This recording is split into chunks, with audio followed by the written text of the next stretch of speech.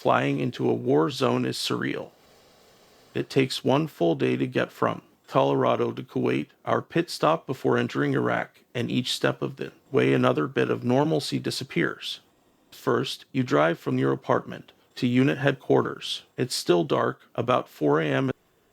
In the process, you've said goodbye to your bed, your car, and all the comforts of the life you've built. Carrying 2 duffel bags of gear, you draw your rifle from the armory, and wife, kids, or girlfriends in tow shuffle over to a large gymnasium. There you scan your military ID card and wait in the bleachers for buses to arrive. Someone yells out a 2-minute warning, and it's time for final farewells. After several hours of hurry up and wait, both soldiers and spouses are ready to end the protracted, exhausting process. It's almost a relief to board the bus. Next, you enter a plane at the Colorado Springs airport. As you walk across the tarmac, a random 1-star general, whom you've never met, shakes your hand and bids you good luck. From Colorado, we took a 4-hour flight to New York and had about an hour layover at Kennedy Airport. I'd heard we might stop there and foolishly told my mom stupidly about it. She made me promise I'd call her if we did. She just had to be the last one to see me. She tried to time it out, but we landed a bit early and our layover was shorter than expected. Realizing she'd never have enough time to park and get to me, she panicked and left her car beside the departures terminal. Running to the international terminal, she somehow found me. We got a total of 3 minutes together. We shared the hug, some tears, but there was also a strange look of satisfaction in her eyes. Of course, her car was towed and it turned into a long, expensive night.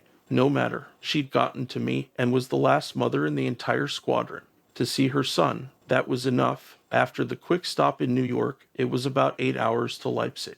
The Germans corralled U.S. troops in a small holding area while the plane refueled, lest we mix with the German citizens. God forbid. The major Central European states, notably France and Germany, had little use for America's war. As a side note, I would say that there is one surefire way to know you might want to reassess your foreign policy decisions. If what you're doing unites the Germans and the French, historical enemies, against you, just maybe you've got some soul searching to do. As NATO allies and economic partners, they tolerated our soldiers' transit needs. That was about it. From Leipzig, it was 6 more hours to Kuwait City. Landing at night, I was struck by the huge skyline of modern buildings. From 5,000 feet it could be Vegas. It's not our clients. The Kuwaiti emirs relied on the U.S. military for independence and trade privileges. Not all Kuwaiti people were as supportive of the alliance. The first indicator of a problematic relationship.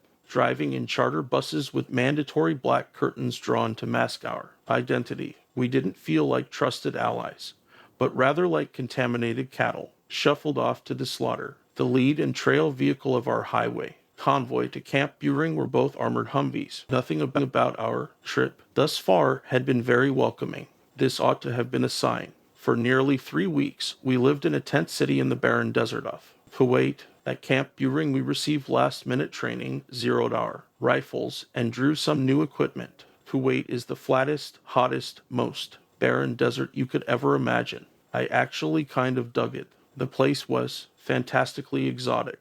One day, when we'd finished shooting on an ad hoc rifle range, and just as we loaded buses to head back to camp, a group of Bedouins rode in on camels. They dismounted and started scooping up leftover brass from our M4 rounds to melt down and sell. We allowed them to do it. Fencing off the vast desert expanse was impossible, and besides, it fueled Kuwait's shadow economy. No harm, no foul. A couple days before we flew into Baghdad, our squadron commander took all the officers, about 30 of us, on a long, slow run. After we'd finished, he gathered us in a semicircle and spoke of the future. We were about to go to war, he said, and he expected the squadron to complete its assigned missions. But, he admitted, he'd just read Tom Rick's Fiasco, a brutal expose of the lies, omissions, and mistakes that had rendered Iraq a violent maelstrom since 2003. Fiasco, the commander said, had had an enormous effect on him, and he didn't plan to make stupid mistakes and refight the last 3 years of war all over again.